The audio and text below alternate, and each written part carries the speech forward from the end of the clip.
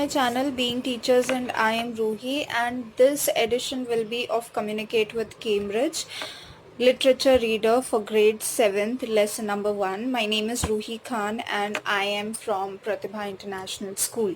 So first of all, let us know the name of the lesson. The lesson number 1, the name of the lesson is Beekeeper and the Bewitched Hare. So this lesson or this story was written by Sorshnik Leodis. So let us first know about who Sorshnik Leodis was. So Sorshnik Leodis real name was Claire Govins Alger. She was born on May 20, 1898 and died on November the 14th, 1969. She was an American author better known under her pseudonym Sorshnik Leodis. So Sorshnik Leodis was basically her pseudonym, or simply Sorsh Leodis. She was born in Youngstown, Ohio. She was a sickly child. Eventually she was homeschooled.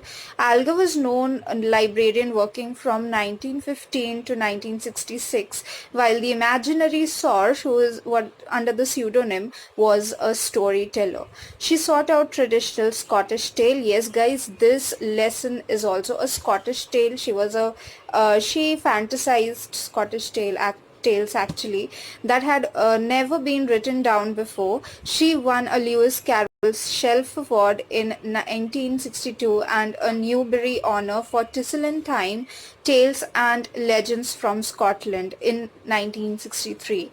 Her book Always Room for One More, illustrated by Nonnie, won the 1966 Caldecott Medal. Okay, so this was a short introduction of the author Sorshnik Leodis, and now we come to the story, The Beekeeper and the Bewitched Hare.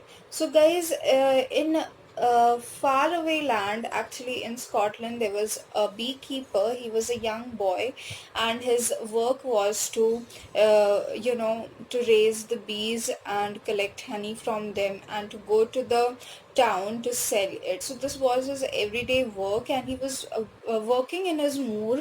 So moor is basically a big a big land.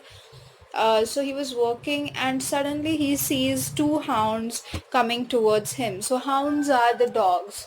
So the two hounds were coming towards him and he got scared, but the dogs were not actually coming towards him. They were actually trying to grab a hare that was walking by, crawling by. So this hare was very scared, and this hare looks just like a rabbit but is actually a bigger version of the rabbit.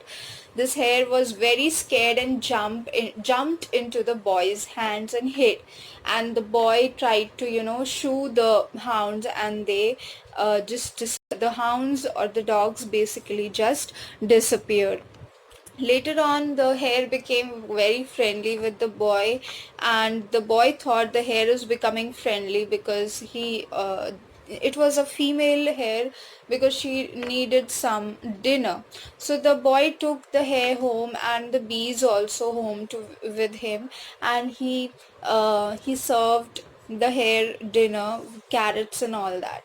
So next day he went to the town to sell the honey, and yes, and this was his daily job, and the hare became friendly, and they both started getting along very well.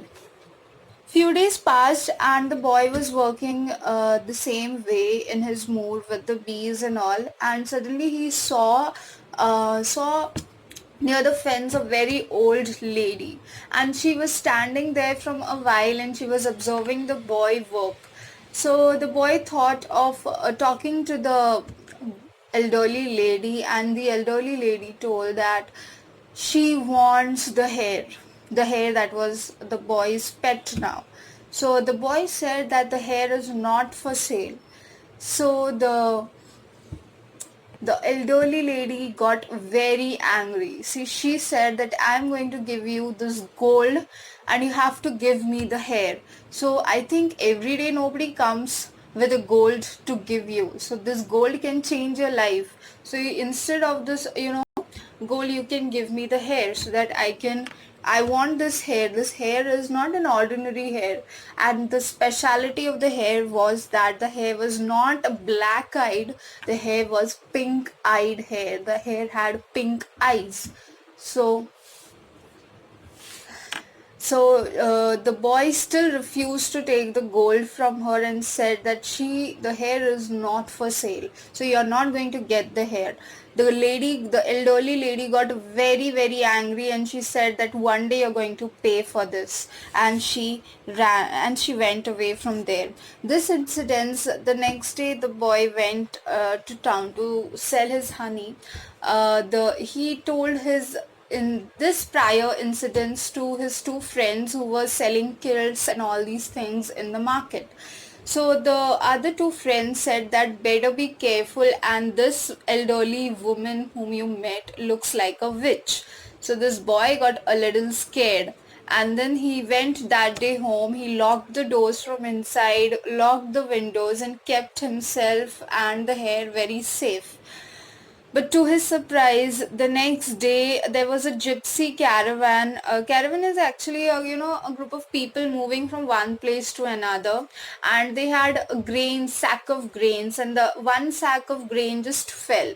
So this boy saw the sack of grain falling, and with the sack of grain he went towards the caravan and decided to return them.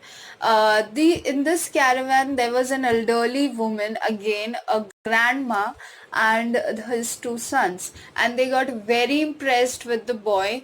And they said that we don't get to see such sincerity in people nowadays, that you traveled from your place to our place just to return us our sack of grain. And the grandmother was very, very impressed by this boy's such a good behavior.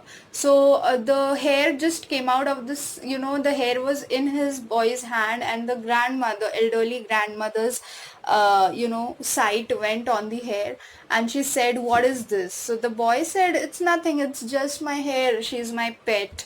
So the grandmother said that she is not your pet, she is a very extraordinary hair. Guys, this is part 1. I'll be doing another part, and the story is not yet over. So stay tuned, listen to it again and again, so that the summary of the story is in your head. And part 2 will be coming soon. Thank you, guys.